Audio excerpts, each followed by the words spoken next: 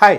ఓటర్ల జాబితా సవరణ వెస్ట్ బెంగాల్లో అగ్గిపెడుతోంది. స్పెషల్ ఇంటెన్సివ్ రివిజన్పై ఇప్పటికే తృణమూల్ కాంగ్రెస్ సుప్రీంకోర్టును ఆశ్రయించింది. అశాస్త్రీయంగా ఓటర్లను తొలగిస్తున్నారంటూ భగ్గుమంటోంది. బంగ్లాదేశ్తో సరిహద్దు పంచుకుంటున్న నియోజకవర్గాల్లో అసలు ఎవరు ఓటర్లు ఎవరు కాదన్నది తేల్చడం సంక్లిష్టంగా మారింది. ఓటర్ల జాబితాలో అక్రమాలపై పెద్ద పెద్ద సెలబ్రిటీలకు కూడా ఈసీ నోటీసులు పంపింది. ఎస్ఐఆర్ పెట్టిన చిచ్చు పార్టీల మధ్య మాటల యుద్ధం తీవ్రతను పెంచుతోంది. మరోవైపు ఈసీ తీరుపైన విమర్శలు పెరుగుతున్నాయి.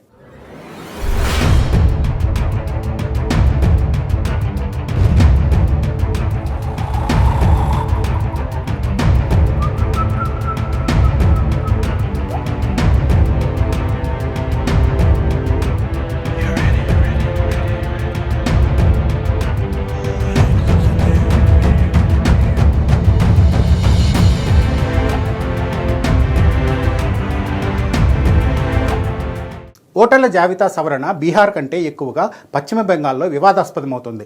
2 నెలలుగా సాగుతున్న సవరణ ప్రక్రియ ఎంతో గందరగోళానికి దారితీసింది. ఎవరు ఓటరు ఎవరు కాదు అనే తేల్చే ప్రక్రియలో ఎన్నికల సంఘం రాజ్యాంగ పరిధిని మించి ప్రవర్తిస్తోందని అధికార తృణమూల్ కాంగ్రెస్ విమర్శిస్తోంది.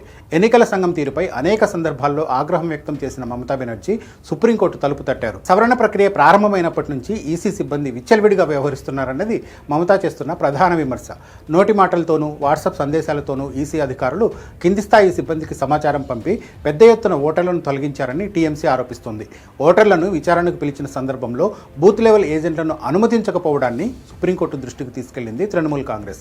ఓటరు జాబితాలో తేడాలపై వివరణ ఇవ్వాలంటూ ఆర్థికవేత్త, నోబెల్ బహుమతి గ్రహీత అమర్త్య సేన్తో పాటు క్రికెటర్ మహమ్మద్ షమీకి కూడా ఈసీ నోటీసులు జారీ చేసింది. పశ్చిమ బెంగాల్లో ఇప్పటి వరకు ఎన్నికల సంఘం 1,31,00,000 ఓటర్లను తొలగించింది. మొత్తం ఓటర్లలో ఇది 17.11%. పశ్చిమ బెంగాల్ లాంటి పెద్ద రాష్ట్రంలో ఈ సంఖ్య చాలా ఎక్కువ. ఎన్నికల ఫలితాలు కూడా తారుమారైపోతాయి. ఈ 1,500,000 మంది పేర్లను తొలగించడానికి ఈసీ అనుసరించిన విధానం కూడా విమర్శల పాలవుతుంది. 2002 నాటి ఓటర్ల జాబితా ఆధారంగా ఎస్ఐఆర్ను చేపట్టింది ఈసీ. 20 ఏళ్ల నాటి ఫిజికల్ ఓటర్ లిస్టు ప్రకారం నకిలీ ఓటర్లను గుర్తించడంపై ఎన్నో అభ్యంతరాలు వ్యక్తమవుతున్నాయి. నిజంగా నకిలీ ఓటర్లను తొలగించడానికి కాకుండా కొన్ని సామాజిక వర్గాలను ఎన్నికల ప్రక్రియ నుంచి దూరం చేసేందుకే ఈసీ ప్రయత్నిస్తోందని తృణమూల్ లాంటి పార్టీలు విమర్శిస్తున్నాయి. పశ్చిమ బెంగాల్లో ఓటర్ల జాబితా సవరణ ఇంత వివాదాస్పదం కావడానికి ప్రధాన కారణం వలసలు. బంగ్లాదేశ్తో పొడవైన సరిహద్దును కలిగి ఉండడం, చారిత్రకంగా జరిగిన విభజన ఘటనలు, ఆర్థిక కారణాల వల్ల జరిగే అంతర్గత వలసలు ఇవన్నీ రాష్ట్ర జనాభాను ముఖ్యంగా ఓటర్లను ప్రభావితం చేశాయి. ప్రత్యేకించి పేదలు, మైనారిటీలు, కార్మిక వర్గాలు వీరిలో చాలామందికి సరైన ధ్రువపత్రాలు కూడా ఉండవు.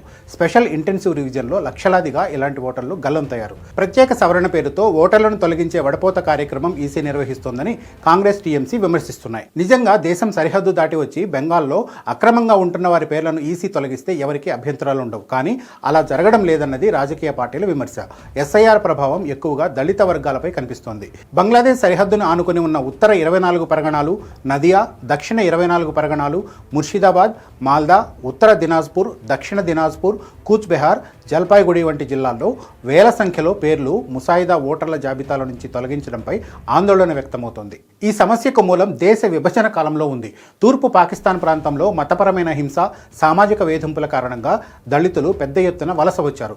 ఖుల్నా, రాజ్షాహి, మైమన్ సింగ్, ఢాకా వంటి ప్రాంతాల నుంచి వలస వచ్చిన నామశూద్రులు, పౌండ్ర దళితులు పశ్చిమ బెంగాల్ సరిహద్దు జిల్లాల్లో ఆశ్రయం పొందారు. అయితే పంజాబ్ల మత ఆధారిత జనాభా మార్పిడి ఇక్కడ జరగకపోవడంతో ఈ వలసలు అస్తవ్యస్తంగా మారాయి. దీంతో అనేక మంది దళితులు పౌరులు కాకుండా మిగిలిపోయారు. 1955లో పౌరసత్వ చట్టం వచ్చినా ఇప్పటి వరకు దళిత శరణార్థుల సమస్యకు శాశ్వత పరిష్కారం దక్కలేదు. 3 నెలల్లో జరగబోతున్న వెస్ట్ బెంగాల్ అసెంబ్లీ ఎన్నికల్లో ఎవరు గెలుస్తారో తెలియదు. కానీ ఓటర్ల జాబితా సవరణ మాత్రం ఫలితాలను చాలా ఎక్కువగా ప్రభావితం చేయబోతోంది.